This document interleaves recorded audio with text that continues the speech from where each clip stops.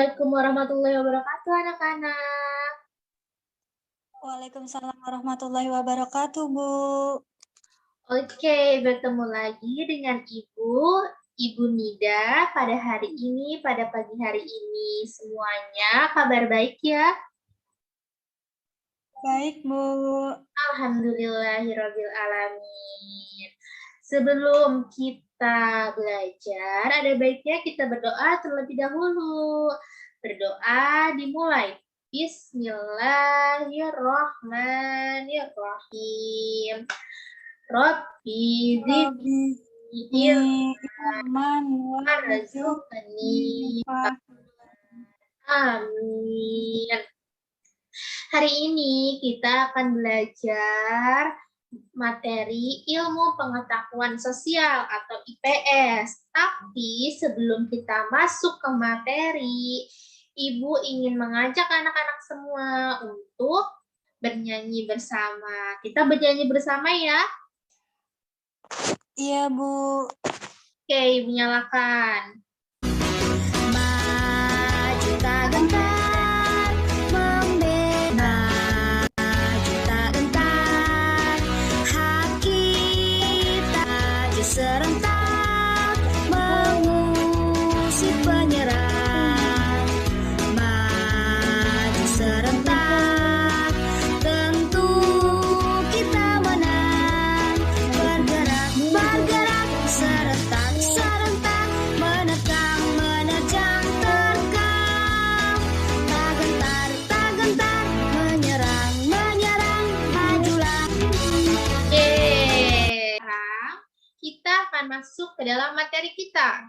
Materi kita pada hari ini adalah tema 6, yaitu makna proklamasi kemerdekaan, upaya mempertahankan kemerdekaan, dan upaya mengembangkan kehidupan kebangsaan yang sejahtera. Jadi tema kali ini yaitu tentang kemerdekaan. Nah, kemerdekaan itu tidak sangat lekat dengan yang namanya proklamasi. Apa sih Bu yang namanya proklamasi itu? Nah, di sini Ibu akan menjelaskan makna dari proklamasi. Proklamasi yaitu berasal dari kata proklamatio, yaitu dalam bahasa Yunani yang memiliki arti pengumuman resmi kepada seluruh rakyat. Itu dalam bahasa Yunani.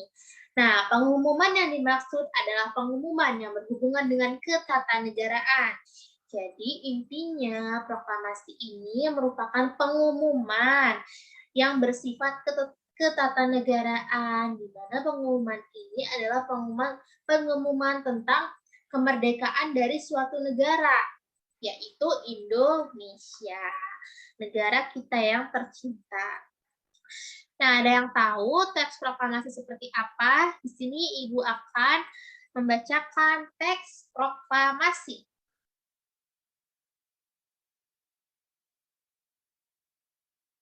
Nah, proklamasi. Kami, bangsa Indonesia, dengan ini menyatakan kemerdekaan Indonesia. Hal-hal yang mengenai pemindahan kekuasaan dan lain-lain diselenggarakan dengan cara seksama dan dalam tempo yang sesingkat-singkatnya. Jakarta, 17 Agustus 1945, atas bangsa Indonesia, Soekarno-Hatta. Jadi, teks proklamasi ini dibuat dan ditulis langsung oleh Presiden pertama kita, yaitu Insinyur Soekarno dan Muhammad Hatta. Nah, tentunya proklamasi ini memiliki makna bagi bangsa Indonesia. Proklamasi yang dikumandangkan Soekarno-Hatta memiliki makna utama, yaitu bangsa Indonesia telah merdeka dan berdaulat, sehingga wajib dihormati oleh negara-negara lain. Sedangkan makna proklamasi yang lainnya, yang pertama, yaitu sebagai puncak perjuangan bangsa Indonesia. Ya betul, karena sebelum kita merdeka, sebelum Soekarno dan Hatta membacakan teks proklamasi, bangsa Indonesia ini masih berjuang melawan penjajah, yaitu Belanda dan Jepang. Yang kedua, sebagai awal terbentuknya NKRI, Negara Kesatuan Republik Indonesia. Betul sekali, karena teks proklamasi ini menyatakan bahwa Indonesia itu adalah sebuah negara. Jadi, negara lain harus menghormatinya dan menyatakan kemerdekaan juga bagi bangsa Indonesia. Yang ketiga adalah sebagai titik tolak perubahan hukum kolonial menjadi hukum nasional. Hukum kolonial itu dibuat oleh pemerintahan Belanda, sedangkan hukum nasional itu dibuat oleh pemerintahan Indonesia, yang tentunya sesuai dengan apa yang dibutuhkan oleh bangsa Indonesia tersendiri. Yang keempat, yaitu menjadi pintu gerbang menuju masyarakat yang adil dan makmur. Nah, ini benar sekali, karena seperti yang kita ketahui bersama, bahwa saat penjajahan itu, Indonesia ini sangat menderita, dijajah oleh negara-negara lain seperti Belanda dan Jepang. Selanjutnya ada makna proklamasi bagi Indonesia. Nah, kemerdekaan Indonesia merupakan anugerah dari Tuhan yang Maha Esa yang harus kita syukuri. Oleh karena itu, kemerdekaan yang telah diperjuangkan para pahlawan tidak boleh disia-siakan.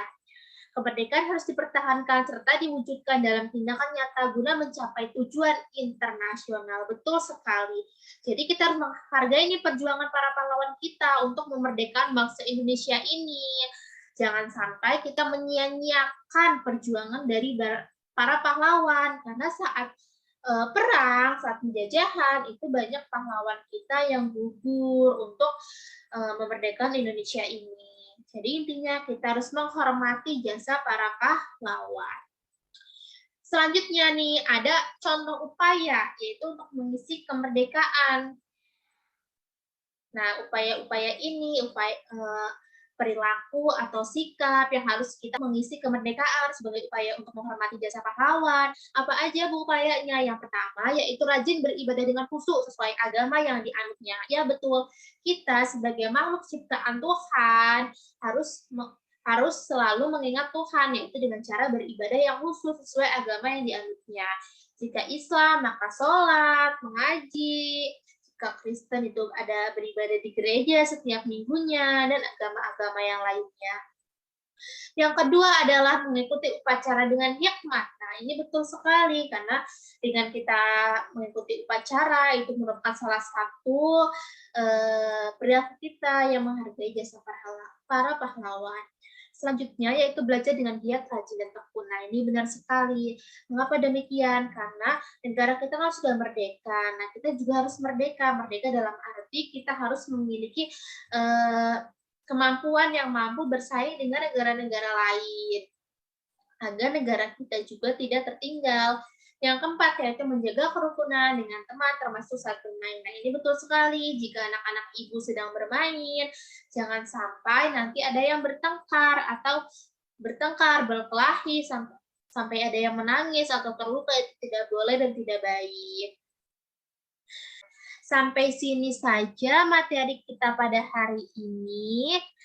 Ibu akan simpulkan bahwa hari ini kita mempelajari tentang proklamasi, tentang apa itu proklamasi, makna proklamasi, upaya yang harus dilakukan untuk mempertahankan kemerdekaan, dan upaya yang dilakukan untuk mengisi kemerdekaan. Semoga anak-anak bisa memahami materi pada hari ini.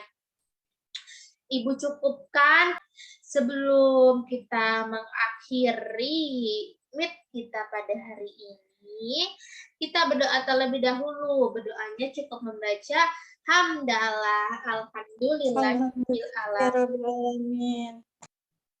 Ibu tutup, wassalamualaikum warahmatullahi wabarakatuh. Waalaikumsalam warahmatullahi wabarakatuh. Makasih, Bu.